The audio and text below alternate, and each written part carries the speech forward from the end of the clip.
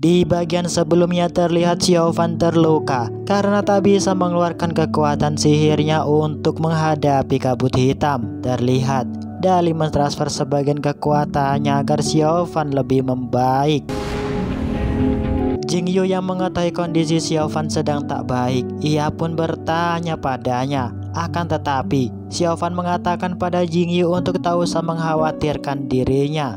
Jingyu kemudian sengaja memberitahu pada Xiaofan bahwa sekte kebenaran bertugas untuk menghentikan sekte iblis mendapatkan kembali buku langit di rawa mati, serta ia akan mencegah apapun yang terjadi agar sekte iblis tak mendapatkan buku langit ataupun harta karun langit dan bumi di rawa mati. Dali yang mengetahui perselisihan antara mereka, ia mencoba untuk mengubah suasana agar tak terlalu tegang.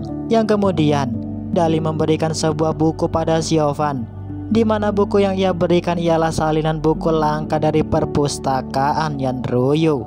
Ia juga akan mengulur waktu agar senior Yaeji dan yang lainnya tak bisa masuk duluan di tempat keberadaan cahaya emas. Hingga tak lama kemudian Dali pun berhasil berkumpul dengan para pasukan sekte kebenaran. Senior Yaeji kemudian menanyakan keberadaan Jingyu padanya. Dali pun mengatakan bahwa Jingyu sedang menyelidiki sebuah tempat untuk menangkap Xiaofan. Lin Sun yang mendengarkan perkataan Dali, ia pun membantahnya. Terlihat Dali juga tak senang dengan sepupunya karena selalu membuat ulah di setiap kehidupannya. Sedangkan di sisi lain Jingyu tetap tak akan membiarkan Xiaofan untuk mendapatkan buku langit, karena ia berpikir bahwa Raja Hantu akan berencana untuk membangkitkan kembali Dewa Iblis. Xiaofan kemudian memberitahu pada Jingyu bahwa keberadaannya di rawa mati bukan mencari buku langit, di mana ia hanya mencari air legenda yang berada di dalam harta karun agar dapat menghidupkan kembali kekasih hatinya. Mendengar niat Xiaofan, ia pun ngotot membantahnya karena di dunia ialah hal yang mustahil untuk dapat menghidupkan kembali orang yang sudah mati. Mereka pun terus beradu argumen yang intinya mereka berdua saling bertentangan. Di waktu bersamaan tiba-tiba sebuah busur pesan peringatan menancap di depan Xiaofan,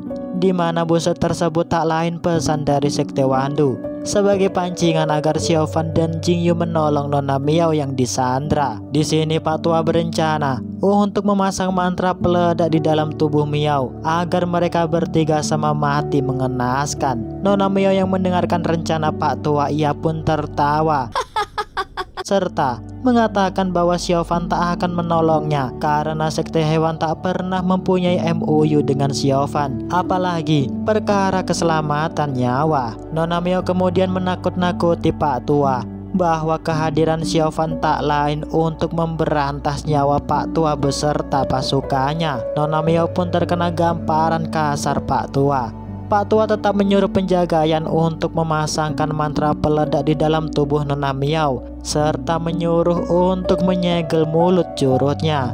Hingga tak lama kemudian terlihat Xiaofan bersama Jingyu pun datang untuk menyelamatkan Nona Miao, di mana Xiaofan tak akan pernah lupa padanya karena 10 tahun yang silam ia pernah diselamatkan Nona Miao di bawah Gunung Qingyun.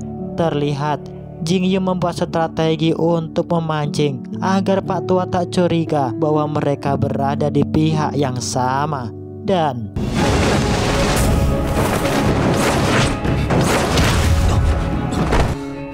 Xiaofan kemudian mengatakan pada Jingyu bahwa ia akan menukar dirinya dengan nyawa Nona Miao. Terlihat penjagaan juga berpura-pura menyerang Xiaofan. Disinilah kita diberitahu bahwa penjagaan sebenarnya berpihak dengan Xiaofan, di mana mereka berdua memiliki misi yang sama untuk mendapatkan air legenda. Hingga pertarungan pun tak terkelakkan.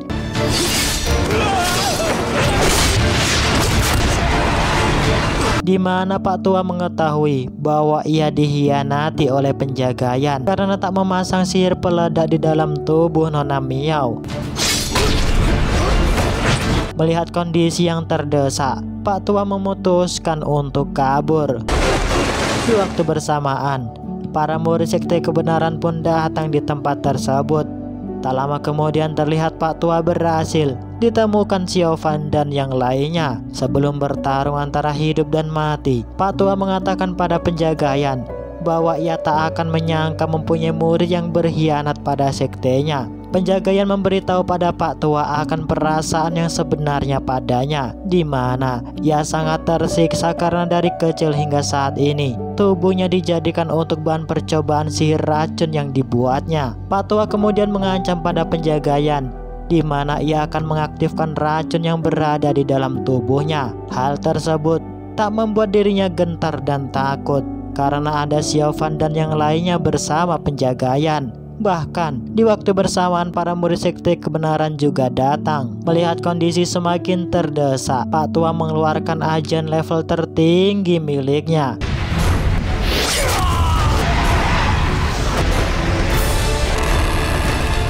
Xiaofan dan yang lainnya pun tak kuat menahan serangan Pak Tua. Hingga tiba-tiba burung kuning legenda milik Xiaofan pun datang membantunya. Dengan sekali serang, sihir ular Pak Tua pun musnah seketika. Dali dan yang lainnya pun takjub melihat kemampuan yang dimiliki burung kuning legenda. Hingga tak lama kemudian mereka kembali diserang kabut hitam.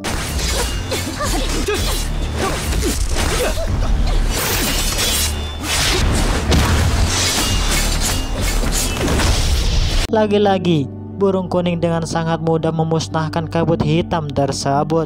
Tak lama kemudian Xiaofan meminta tolong pada burungnya untuk menunjukkan jalan masuk menuju harta karun langit dan bumi. Seketika pintu tempat harta karun pun terbuka, yang membuat Xiaofan dan yang lainnya takjub melihat cahaya emas di dalamnya. Xiaofan pun langsung masuk ke dalam dan disusul oleh Pak Tua dan penjagayan. Sedangkan para pasukan sekte King Yun kembali diserang oleh kabut hitam. Yego pun ikut berpartisipasi. Dengan monyet peliharaan Xiaofan juga masuk ke dalamnya. Sesampainya di dalam, tiba-tiba para murid sekte King Yun diserang siluman kabut merah yang mengerikan.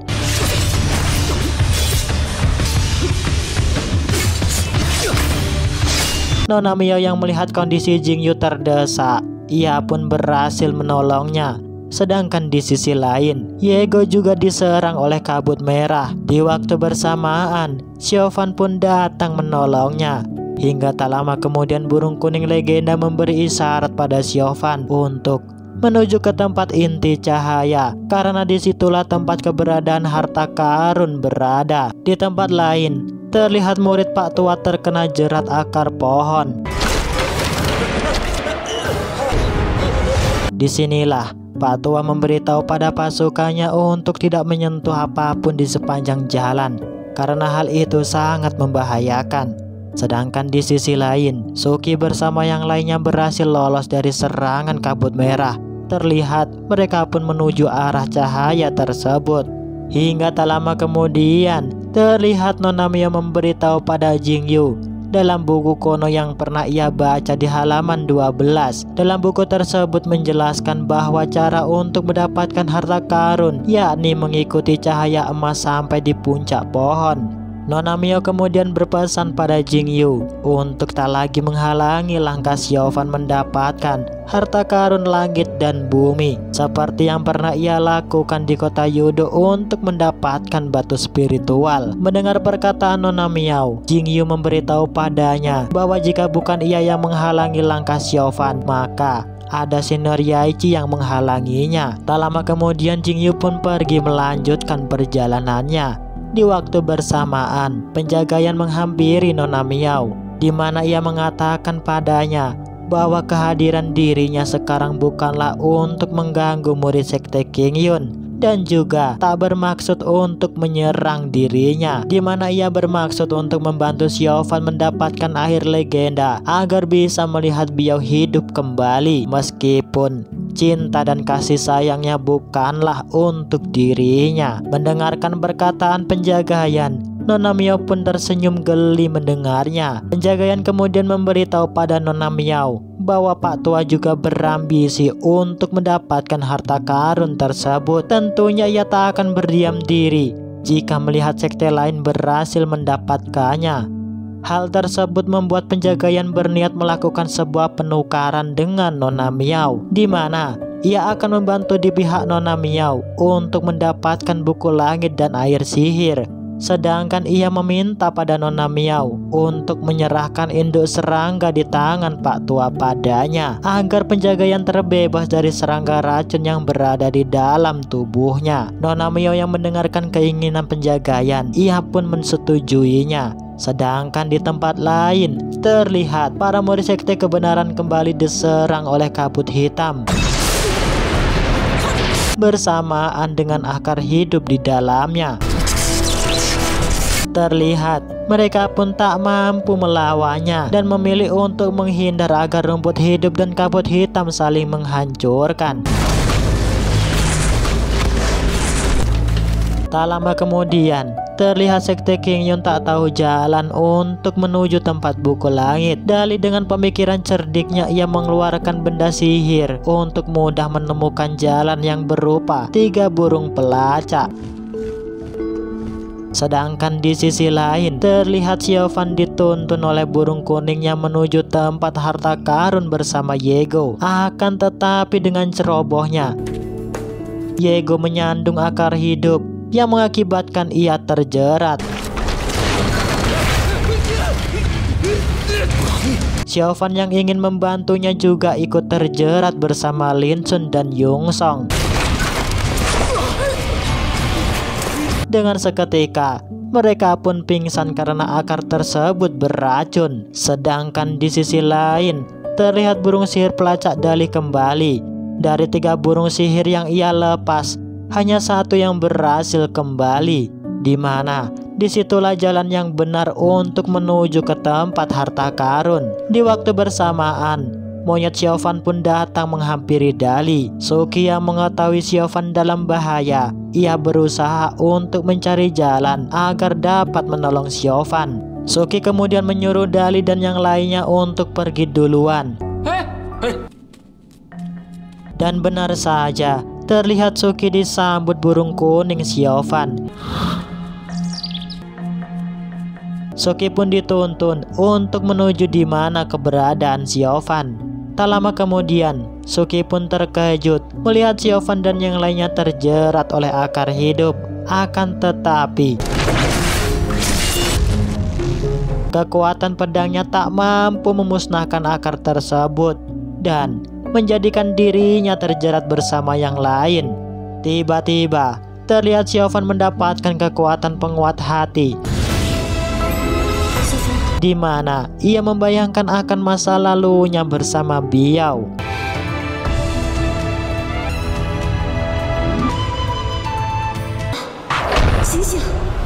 Hingga seketika akar pun dapat dengan mudah ia lepaskan.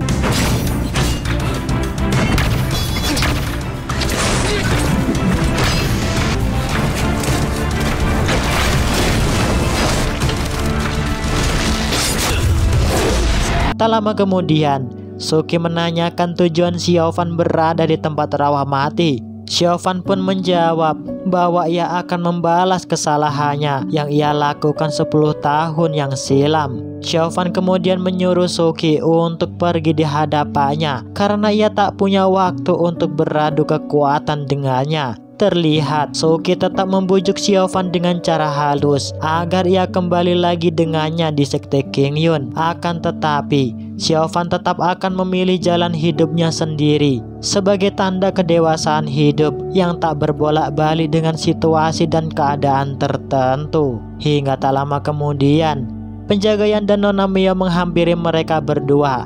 Penjagayan mengatakan tak banyak waktu untuk merenungi masa lalu karena tak lama lagi Pak Tua akan segera datang kemari.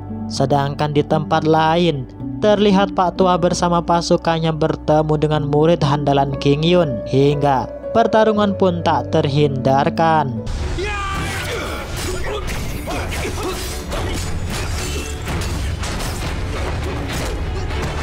Terlihat Suki juga menyerangnya. Akan tetapi, lagi-lagi Pak Tua berhasil melarikan diri. Dan di tempat lain terlihat Xiaofan berhasil menemukan keberadaan harta karun langit dan bumi berupa air legenda dan buku langit. Penjaga yang mengatakan pada Xiaofan untuk tak tergesa-gesa karena ia tak yakin bahwa air legenda mampu menghidupkan Biao. Ia juga mengatakan bahwa di tempat tersebut juga terlihat sebuah pedang yang sudah tertancap di tanah, tanda bahwa sebelumnya ada seseorang yang pernah masuk di tempat tersebut. Disinilah mereka bingung kenapa ia tak mengambil air legenda. Xiaofan kemudian menjelaskan pada penjagayan di dalam buku kuno yang pernah ia baca di halaman 13 bahwa di tempat rahasia harta karun langit dan bumi, selain terdapat air legenda juga terdapat batu spiritual yang terdapat di karang Guangxiang. Disinilah penuh dengan teka-teki. Terlihat Xiaofan juga bingung. Kemudian Nona Mio menyarankan pada Xiaofan untuk mengambil buku langit terlebih dahulu.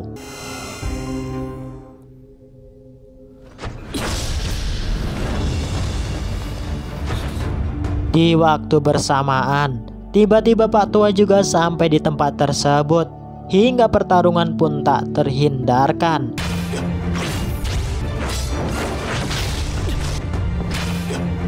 Melihat kemampuannya tak sebanding dengan Xiaofan, dengan rasa tak malu, Pak Tua kembali menyuruh penjagayan untuk membantu membunuh curut-curut di hadapannya. Akan tetapi terlihat Nona Mio mengatakan pada Pak Tua di mana penjagayan tak akan berpihak padanya karena ia sudah cukup mengalami hidup yang penuh dengan siksaan di Sekte Wandu. Terlihat Xiaofan terus beradu kekuatan agar terbukti siapa yang terkuat di antara mereka.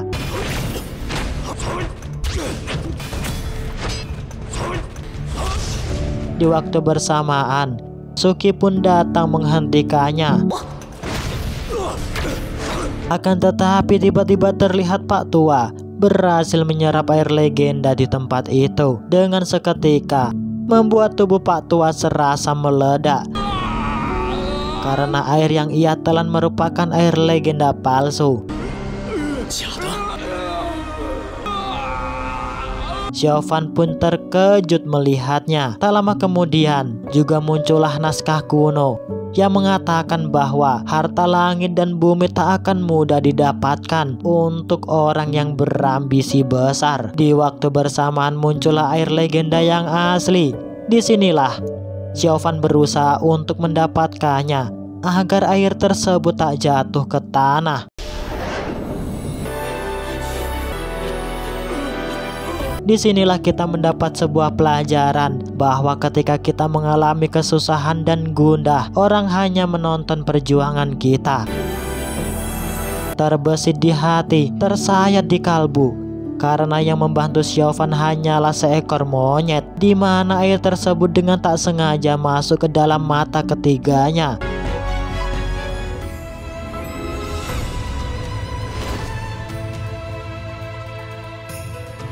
Sedangkan di sisi lain, terlihat Lin Sun berhasil menarik buku langit dengan cermin api misterius miliknya. Dan juga tiba-tiba, Senior Yaeji mendapatkan kekuatan yang besar yang belum Mimin ketahui selanjutnya. Di waktu bersamaan, tempat tersebut akan runtuh dan hancur. Kemudian, terlihat Jingyu mengatakan pada Xiaofan bahwa ini semuanya hanyalah takdir. Mata Xiaofan pun memerah karena penuh dengan rasa kekecewaan. Di waktu bersamaan terlihat mata Senior Yaeji membiru. Tiba-tiba Senior Yaeji berkeinginan membunuh Xiaofan.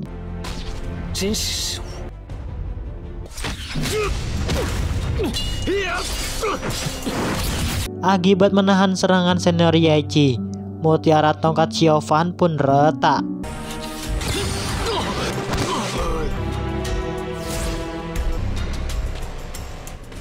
Jingyu yang mengetahui Xiaofan ingin membunuh Senior Yaeji, ia pun menghalanginya. Hingga tak lama kemudian tiba-tiba mereka kembali akan diserang pasukan lebah misterius. Burung kuning milik Xiaofan pun berusaha membantunya. Di luar dugaan Xiaofan, tiba-tiba Qilong datang menangkap burung kuning legenda menggunakan benda sihir ketel miliknya. Xiaofan yang mengetahui hal itu, ia pun berusaha untuk mengejar Qilong. Di tempat lain ternyata Pak Tua berhasil keluar. Akan tetapi Penjagayan berniat untuk menghabisi dirinya serta berniat menarik serangga induk agar Penjagayan hidup dengan bebas tanpa ada serangga di dalam tubuhnya.